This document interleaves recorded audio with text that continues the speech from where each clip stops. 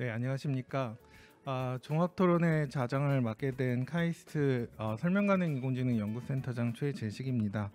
오늘은 그 김민수 신한은행 AI 센터장님과 또 장정훈 와이즈나 상무님, 그리고 또 김종재 교수님, 아산병원 교수님, 또 김현주 대표님을 모시고 이제 오늘 AI에 관련돼서 이제 여러 가지 좋은 말씀을 해주셨는데 이제 중요한 사안들에 대해서 좀 정리를 하는 자리를 가져보도록 하겠습니다. 첫 번째 질문은 좀 지금 우리 여러 가지 세션을 좀 정리하는 그런 의미에서 각각 연사분들께 제가 드리고 싶은데, 그러니까 지금까지 이제 AI가 우리 삶에서 어떻게 이제 각각 분야에서 이제 발전을 이끌었는지 이제 말씀을 해주셨는데, 그러니까 각각 분야에서 이 문제를 해결하면 기술적으로 또 그리고 비즈니스적으로 이제 큰 효과가 있을 것 같다라고 생각하시는 점들, 아쉽다, 좀 잘했으면 좋겠다, 이런 점들이 있으면 이제 한 개씩 소개 좀 부탁드릴 수 있을까 하는데요. 좀 부탁드릴 수 있을까요? 저부터 말씀을 좀 드리겠습니다. 기술적인 아쉬움보다는 기술은 필요에 의해서 지금 빠르게 개발되어 가고 연구되어 가고 있다고 생각을 합니다. 아쉬운 것은 스치는 생각이라 먼저 말씀드리려고 했는데요. 사람이 아쉬운 것 같습니다. 왜 그런 생각을 하냐면 저는 인공지능이, 우리가 인공지능이라고 AI라고 말을 하면 AI가 나오는 영화나 로봇을 보면 너무 감정이입이 많이 되어 있어요. 사람이다, 사람처럼 해야 된다, 이런 생각들을 하는데, 사실은 인공지능이 실제 산업에 적용되고 있는 것들을 보면 특정한 목적을 위해서 그걸 하기 위한 도구로서 활용이 되는 겁니다. 예를 들자면 사람은 한 가지 일만 할 줄 아는 게 아니죠. 아까 뭐 바둑 얘기도 하셨는데, 여러 가지 바둑 기사분들도 바둑만 두는 건 아니잖아요. 여러 가지를 할 수 있잖아요. 근데 인공지능은 사실 특정 목적 하나를 위해서 개발된 거라고 보여요.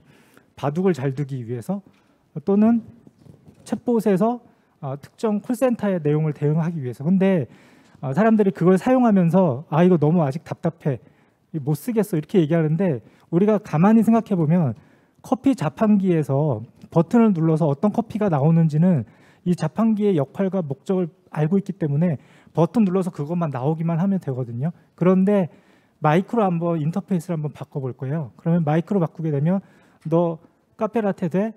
너 물도 나와? 코카콜라 되니? 이렇게 물어보면은 나중에는 오늘 날씨 어때? 이렇게 물어보다 보면 얘를 이 인터페이스 때문에 사람처럼 생각하게 되는 거죠. 얘는 커피 자판기인데, 그러면서 답답해, 멍청해, 이렇게 되는 거죠. 사실 인공지능 기술은 여러 분야에 많이 도구처럼 활용이 되고 쓰이고 있는데, 사람들이 거기에 맞게 잘 쓰면 저는 충분히 기술 개발이 거기에 맞춰서 따라오고 수요에 의해서 많이 개발이 될 거라고 생각이 듭니다. 사람이 좀만 참아주고 잘 다독여서 쓰면 좋아지지 않을까라는 아쉬움이 있습니다. 이상입니다. 네, 센터장님. 네, 저는 우리의 기대치가 지금 좀 너무 높지 않나라는 생각을 좀 많이 하고 있는데요.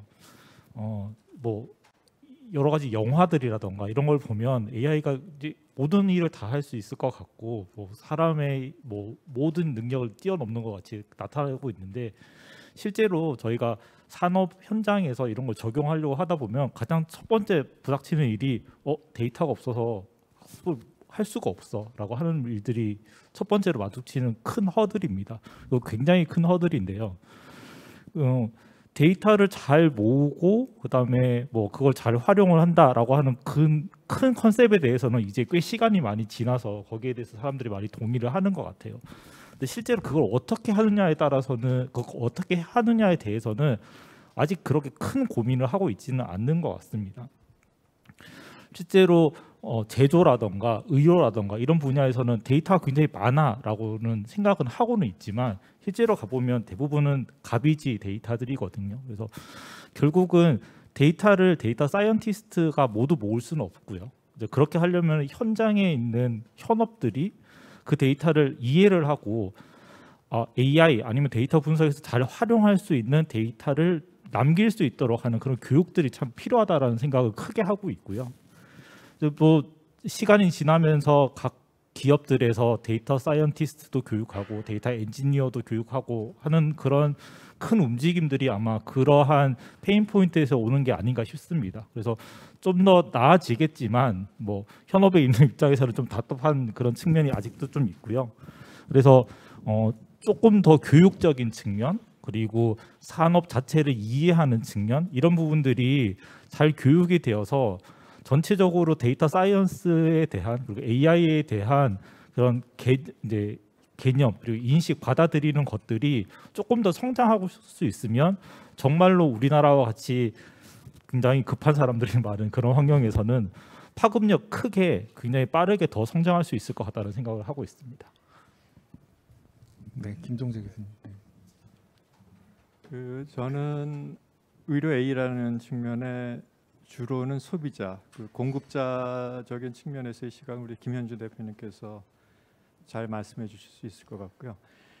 소비자 입장에서 결국 AI가 소비 현장에서 어떻게 잘 쓰일 수 있을 것이냐, 도입될 것이냐 하는 문제를 생각해 보면 사실 그동안 나와 있는 우리 일반인들이 생각하는 인공지능은 사람하고의 대결입니다. 예를 들어 알파고 그러면 이세돌이 잘 두냐, 알파고가 잘 두냐 그래서 알파고가 더 잘하네. 또 뭐 그 이전에 왓슨 시리즈 보면 뭐 체스도 인공지능이 잘 두네 사람보다. 뭐 퀴즈도 사람보다 잘하네. 근데 이런 인간과 어떤 특정 종목상에서의 대결 구도가 의료 현장에 투영이 되면 이거 인공지능이 의사보다 잘하네 이런 인식이 사회적인 기대치가 있다고 하면 의료 현장에 도입되기는 굉장히 힘듭니다. 그게 의료인들이 어떤 정서적인 저항이 있기 때문에 저는 뭐 지금 나오는 결과들을 보면 의료인들이 인공지능을 썼을 때 진료 현장의 모든 부분이 정도의 차이는 있지만 개선되는 거는 이제 누가 토를 달 수가 없는 현실이 되었기 때문에 그럼 이걸 우리나라 좋은 기업들에서 우수한 기업들에서 개발한 좋은 제품들을 어떻게 현장에 도입할 수 있을 것이냐 이런 면에서는 주체가 누가 됐건 그게 뭐 수가화를 통하건 아니면 어떤 더 좀 광범위한 소개 내지는 프로모션 프로그램을 진행을 하던 해서 의료진을 설득해야 되는 부분이 굉장히 큰 한 축이라고 보고요. 두 번째는 의료진들이 선택할 수 있는 어떤 기반이 있어야 합니다. 예를 들어 유사한 제품들이 뭐 세계 회사에서 개발이 돼 있으면 우리가 뭐 옷을 입는다거나 운동기구를 살 때는 가서 다 입어보고 써보지 않습니까? 어느 정도. 근데 이제 인공지능 소프트웨어들은 사실은 뭐 기계 하나 달랑 사서 써보는 거하고는 병원 차원에서도 프로세스가 완전히 다른 거기 때문에 그런 것들을 의사들이 필요한 사람들이 내가 이런 분야가 필요한데 여기 나와 있는 회사들이 어떤 것들이 있고 그것들을 내가 써볼 수 있는 경험이 생겨야 그 중에 좋은 것들이 선택이 되고 정말 기업들 간에 좋은 경쟁 구도가 생겨서 경쟁을 통해서 더 발전할 수 있는 그런 틀이 만들어질 수 있을 거라고 생각이 돼서요. 그런 거는 저희들이 의료기관들이나 또 ICT 기업들이 같이 중지를 모아서 우리가 어떻게 소비자들이 선택할 수 있는 그 틀을 만들어 볼 수 있을까? 그런 것도 정말 이제는 고민을 많이 하고 실제 해결책을 찾아야 되는 과정이 아닌가 생각을 하고 있습니다. 네, 이상입니다. 네, 김현준 대표. 예, 방금 부원장님께서 이제 소비자 입장에서 말씀을 드렸다면 이제 공급자 입장에서 한번 생각을 해보겠습니다. 저희가 이제 AI 기술을 가지고 개발하는 회사인데 데이터가 굉장히 많고 병원에 있는 데이터를 정말 무제한으로 다 액세스를 할 수 있고 방금 얘기하신 시장의 니즈, 어떤 임상 현장의 니즈를 그대로 다 한번 개발해 볼 수 있다 그러면 정말 신나고 재밌을 것 같아요. 그러면 아마 의료 현장에서 원하는 기술들이 빠르게 나올 수 있을 것 같습니다. 근데 그건 이제 가정이고요. 의료 현장이고 의료 산업이기 때문에 규제 산업입니다. 그래서 우리가 데이터를 쉽게 액세스할 수도 없고 해서도 안 되고요. 그다음에 그 연구 자체의 결과가 사실은 도움이 된다라는 입증을 해야 되는 문제도 좀 있습니다. 그게 수십 년, 수백 년 동안 그렇게 이루어진 의료 분야의 산업이기 때문에 어떤 그 기술이 앞서간다고 해서 그거를 이 산업에 갑자기 급격하게 해서도 안 되는 것이고요. 이 안에서 원하는 할 수 있는 범위 내에서 최적의 것들을 빨리빨리 만들어내는 게 굉장히 중요합니다. 그래서 어떻게 보면 기술적인 한계보다는 이 기술을 갖고 있는 그 역량 있는 탤런트 있는 분들이 또는 기업이 이쪽에 그런 환경들을 이해해서 다양한 시도를 빨리 발굴해서 찾는 것들이 지금으로선 굉장히 중요하지 않나라는 말씀드리겠습니다. 네, 이거는 지금 이제 채팅창에 이제 유튜브의 영상에서 몇 가지 질문을 발췌했는데 이제 그 김민수 센터장님께 질문을 드리려고 하는데 이제 은행에서 이제 신용평가 모델을 이제 AI로 하고 누구를 대출해줄까 안 해줄까 뭐 이런 것들 기업을 결정을 하는데 사실 그것에 대한 신뢰성 또 굉장히 중요해서 금융감독원 같은 이제 기관의 이제 제재도 많이 받고 하는데 그런 신용평가 모델의 개발도 사실 신한은행에서 AI도 이제 신뢰성 뭐 이런 측면에서 많이 연구하시고 계신 것 같은데 어떻게 될까요? 그러니까 이런 모델을 우리가 더 안전하게 믿고 쓸 수 있는 방법이 있을까요? 성능은 더 좋아지는 게 맞죠? 설명 가능한 AI라고 하는 그런 문제가 될 것 같습니다. 교수님께서 너무 잘 알고 계시는 분야이기도 하고 그 신용평가뿐만이 아니라 그 금융 같은 경우에는 굉장히 규제를 많이 받는 산업이다 보니까 저희가 어떤 모델 하나를 만들어서 그게 성능이 진짜 좋다라고 해서 직접적으로 사용할 수 있는 방법은 거의 없습니다. 왜냐하면 그 모델 자체가 금융감독원의 승인을 받아야지만 활용을 할 수가 있게 되거든요. 그럼에도 불구하고 저희가 당장 현업에서 쓸 수 없는 모델을 굉장히 많이 만들고 있는 이유는 결국은 레퍼런스 모델을 어떻게 잘 만들 수 있을까라고 하는 그런 측면에서 우선적으로 접근을 하고 있습니다. 그리고 앞에서 그 설명 가능한 AI에 대해서도 말씀을 드렸지만 결국 그러한 모델들이 실제로 사람들이 느꼈을 때 이게 정말로 정당한 것인가, 그리고 어떤 특정한 부분을 왜곡하지 않는가, 그리고 굉장히 좀 나쁜 쪽으로 오도하지 않는가, 이런 부분들이 분명히 발생을 하고 있기 때문에요. 모델 측면에서는 당연히 그런 문제들이 발생할 수밖에 없기 때문에 그런 부분들을 계속 태클을 하기 위해서 지금 저희가 모델의 설명력을 어떻게 표현을 할 것인가, 그리고 거기에 굉장히 집중을 하고 있고요. 그리고 그걸 고객들에게 공정하게 보여줄 수 있도록 하는 그런 비주얼라이제이션까지도 잘 생각을 하고 있으니까요. 너무 걱정하시지는 않아도 될 거고요. 저희가 하고 싶은 대로 할 수 있는 산업이 아니다 보니까 걱정보다는 저희가 할 수 있는 여러 가지 이 서포트하는 방법들, 여기에 대해서 좀 관심을 가져주시고 이게 이제 좀 나아지는구나라고 하는 것들에 대한 피드백을 많이 주시면은 더 나은 서비스를 AI를 통해서 고객들에게 전달할 수 있을 것 같다는 생각이 듭니다. 감사합니다.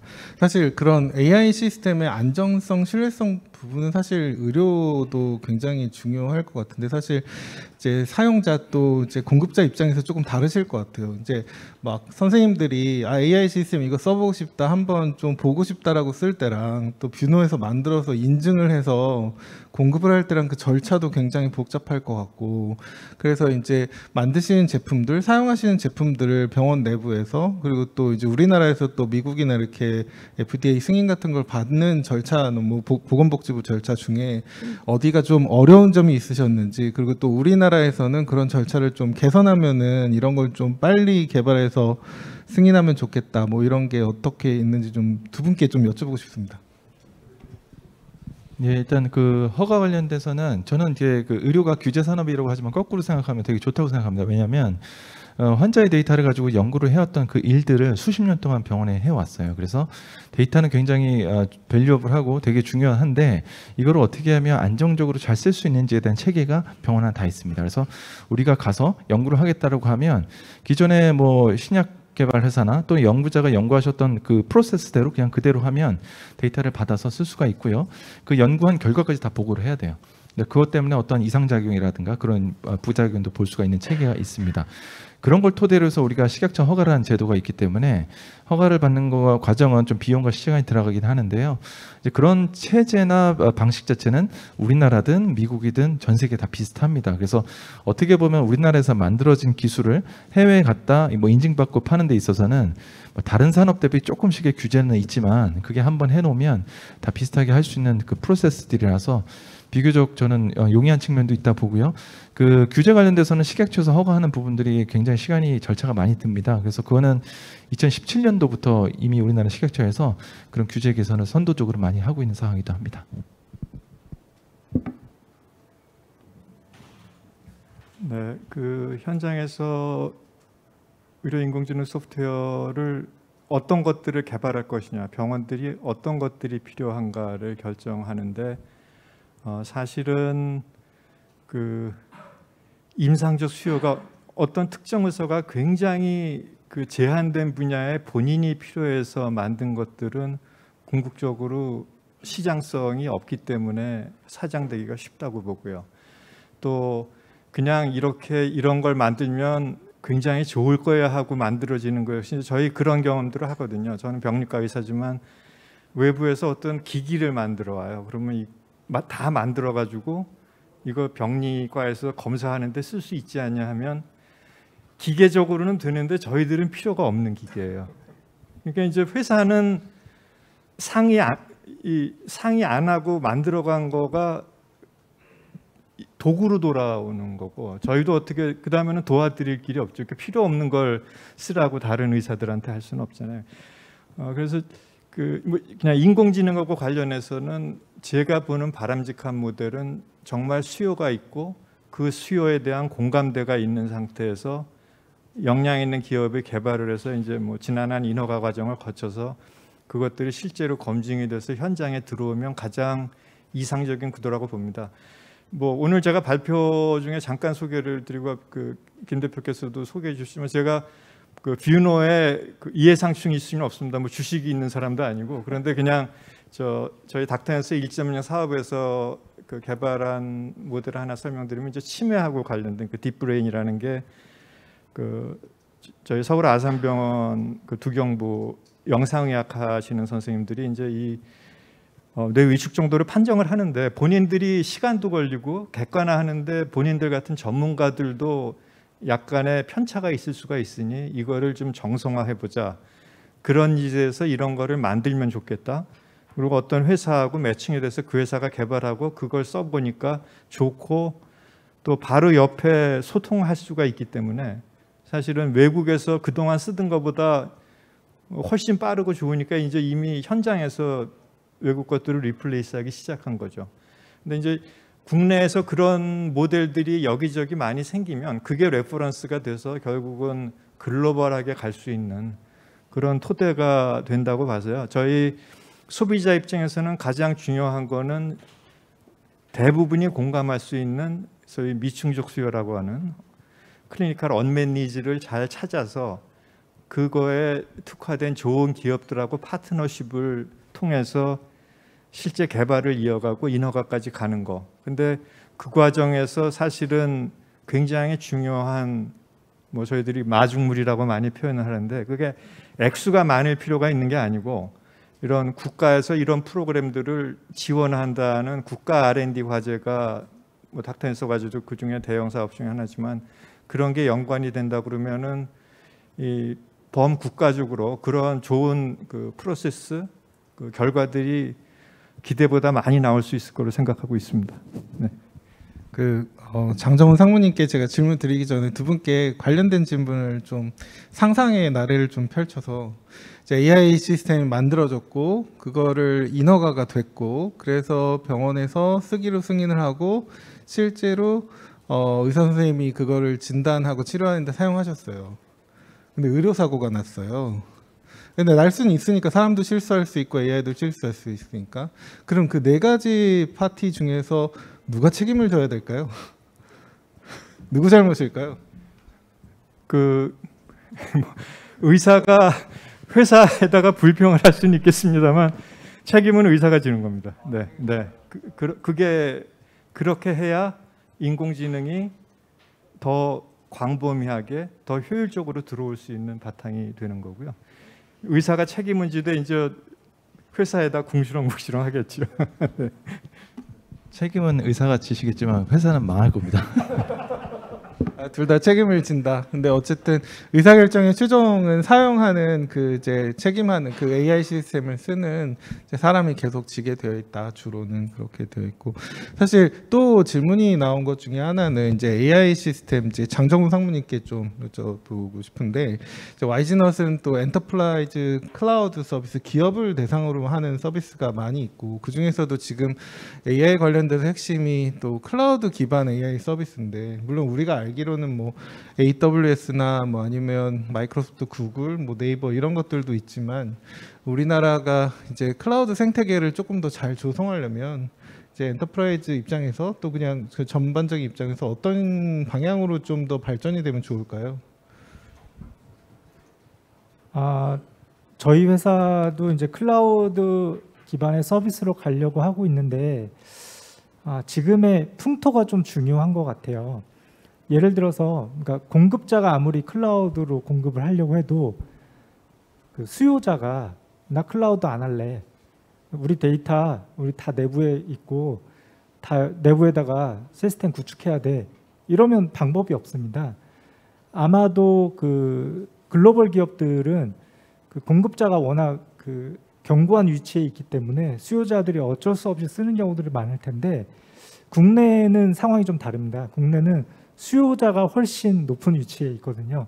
그러다 보니까 저희는 당연히 클라우드로 서비스 할 수 있고 런칭할 수가 있는데, 수요자 입장에서 그런 부분들이 아직은 좀 국내 풍토가 좀 올라오지 않았다, 이런 생각이 좀 들고, 클라우드로 가는 흐름이기 때문에 좀 빠르게 가야 되지 않는가, 아직 그런 부분에 좀 저항이나 보수적인 부분들이 좀 많다라고 느끼고 있습니다. 또 공통적인 질문 또 하나가 있는데, 사실 우리가 좀 말씀하시면서 약간 좀 다룬 내용인데, 그 의사 선생님들의 그 정서적 저항이라고 이제 부원장님께서 말씀하셨는데, AI 기술이 이제 많이 발전하면 사람들이 걱정하는 게 나의 일자리가 줄지 않을까, 뭐 신용평가도 그렇고 대출도 그렇고 이제 은행 가서 안 해도 되고 그럼 온라인 시스템에서 하면 물론 IT 부서는 커지는데, 그게 이제 의료 현장에서도 그렇고 기업에서도 그렇고 그런 이제 걱정이 좀 있는 것 같은데, 이제 뭐 각 분야에서 이제 어떻게 전망하시는지, 아니면은 이제 그런 거를 거스를 수 없다면 어떤 방향으로 나가는 게 좋다고 생각하시는지, 여러 가지 그 관련된 말씀 좀 부탁드립니다. 네, 2017년도에 그 맥킨지에서 그 자료 낸 게 있는데요. 전 세계 직업군을 비교하니까 한 800개 정도가 추려졌는데, 그 중에서 실제로 그 타스크로 나누면 대체 가능이 한 게 40% 정도로 나왔습니다. 그래서 실제로 각각 직업군이라고 하는 어떤 전문직이든 뭐든요, 그 직업에 해당하는 일들을 보면 굉장히 무수한 많은 일들을 하는데, 그 중에 가치가 떨어지는 일도 굉장히 많이 할 거라는 거죠. 지금 AI는 사실 그 부분을 타겟팅하고 있다고 보시면 되겠습니다.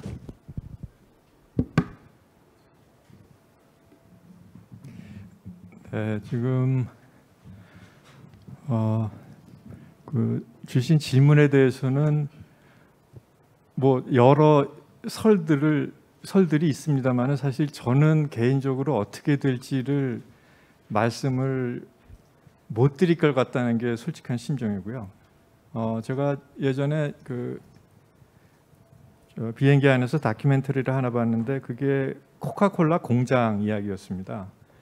그 알루미늄 캔에 그 뚜껑을 씌우는 작업을 그 공장에서 수백 명의 노동자가 그걸 하고 있었는데, 어느 순간에 그 캡을 씌우는 기계가 들어온 거예요.